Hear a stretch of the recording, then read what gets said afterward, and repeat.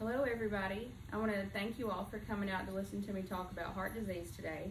I see a lot of familiar faces and a lot of family members from the community. If you don't know, my name is Sarah Falbo. I am a student, I'm a BSN student at Athens State University, and I'm going to talk to you today about how heart disease affects women, especially women in our community where the number one killer for women in Tennessee is heart disease. I know it's a really pretty day and everybody has a lot going on, so I'll just jump right into it. So what's heart disease? Heart disease is kind of like an umbrella term that covers several different issues with the heart. If you've ever heard somebody say that they had AFib, that's an arrhythmia, and it's considered a heart rhythm disorder, and it is a certain type of heart disease. If you've heard somebody say, oh, well, he just has clogged arteries. Well, it's coronary artery and vascular disease, and it's also a type of heart disease. There's heart failure, and then there's structural heart disease, where if you've heard somebody say that they have a valve defect, a valvular defect in their heart, well, that's what they're talking about. So cardiovascular disease in women is severely understudied and underrepresented in studies. The majority of the studies about heart disease was done in the 90s, and it really only included men. So we only have semi-relevant information that's based off of how men react with heart disease, and it's just not the case anymore. In 2019 alone, 275 million women were diagnosed with cardiovascular disease, which is just an outrageous number when you look at it like that. In 2019, 8.9 million women died from it. 35% of all deaths in women worldwide are caused by cardiovascular disease. It's under-recognized in women because, well, really our doctors are only shown studies that pertain to men, and women just don't present the same way that men do. It's under-recognized, under-diagnosed, and definitely under-treated. There's just not studies out there that show in physicians what to recognize with women. Some of the signs and symptoms of heart disease and heart attacks, for men, it's nausea and vomiting. They can have jaw, neck, or back pain. They can feel like a squeezing chest pain or pressure. They can have shortness of breath. Excuse me.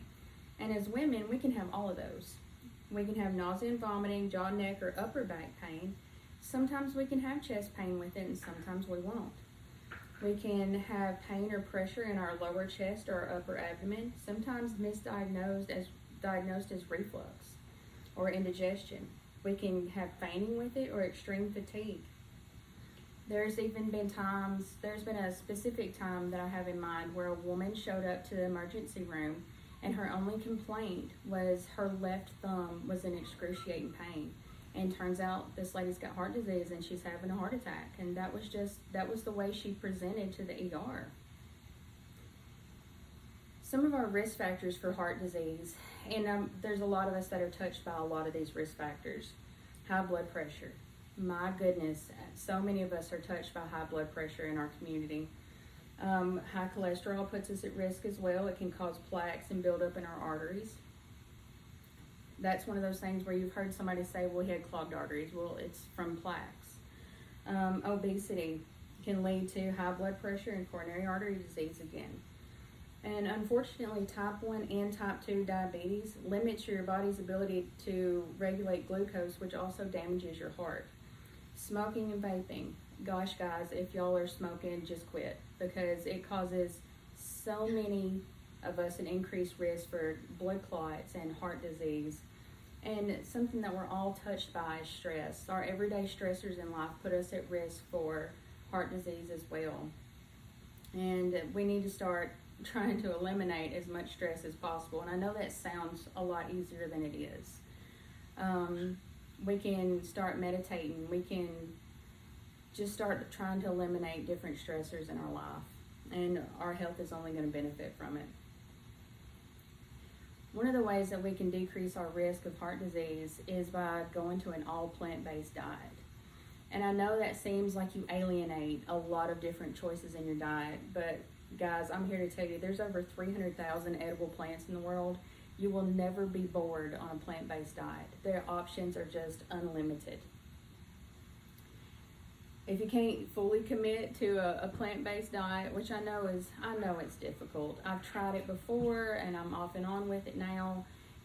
Sometimes it's difficult, especially when you have a family that likes to eat red meat with every meal. I know it's difficult to plan everybody's diet plans out differently. Some of the things that we can do outside of that to decrease our risk is to knock out sugary foods. Friends, we do not need a donut every day. We can knock out stuff like that. One day we're going to have to weigh the benefits and risk of, do I want to be able to do the things that I want to do, or would I rather have my little Debbie cakes every day? And for me personally, being able to get out and walk around and play with my kids is so much more important than my favorite Christmas tree, little Debbie cakes. I know a lot of us like white bread. I am such a fan of breads, but if we can knock that out, that'll only benefit our health as well. And processed meats like your burgers from McDonald's, that stuff is terrible. Cut that out. And fried food, I know it's so good, but it is so bad at the same time. Fries, potato chips, fried chicken, we just need to limit that stuff as much as possible. Another thing that we can do to decrease our risk is to exercise.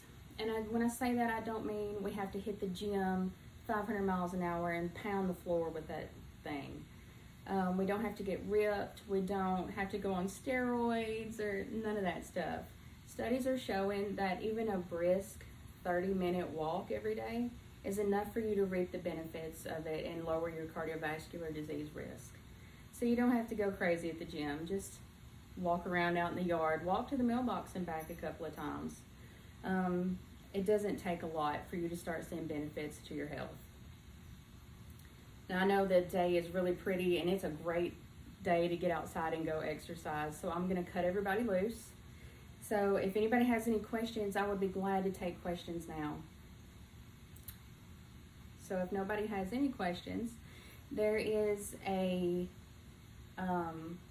questionnaire that I included in some of your welcoming paperwork.